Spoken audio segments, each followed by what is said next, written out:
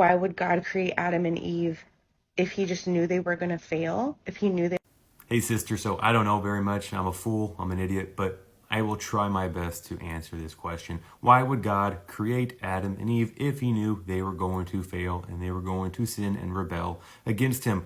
Well, that's actually the whole story of the gospel. The idea of being predestined, predestination, is that God foreknew that we would rebel, and he predestinated the plan of the Messiah, that he would send himself in the form of the Son, our Messiah, Yeshua HaMashiach, as a sacrifice for sin to then reconnect us back to relationship with him.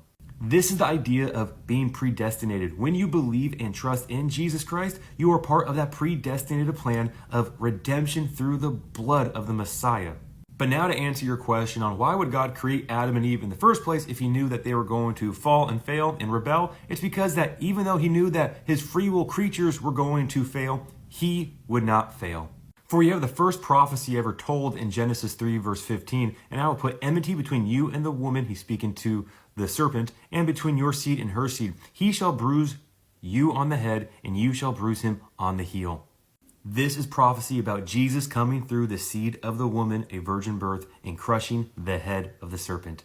Now, someone may ask, what's the whole point of this? Well, it's to give glory to God, ultimately, but also it's to have a relationship with him. He created us free will creatures to have a relationship with him out of love. But free will is a double-edged sword, because to have love, you have to have the free will decision to then not love. He obviously, foreknowing this, has the whole predestinated plan of Jesus to come to redeem us, to then reconnect us in a relationship where we go through this whole process of life to learn and grow in him, to trust in him, and pursue him on a personal level.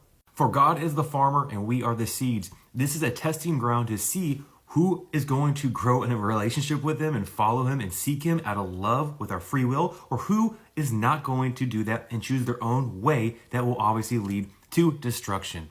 God is the author of life. History is his story, and we as free will creatures get to play a part in his great epic, the greatest love story ever told, the fall and demise of mankind, but in the redemption through the gospel, through the beautiful blood of Yeshua. Trust in him. Seek him. I love you all so much. I love you, sister. Great question. I hope this helped in some way. And guys, remember, the just shall live by faith.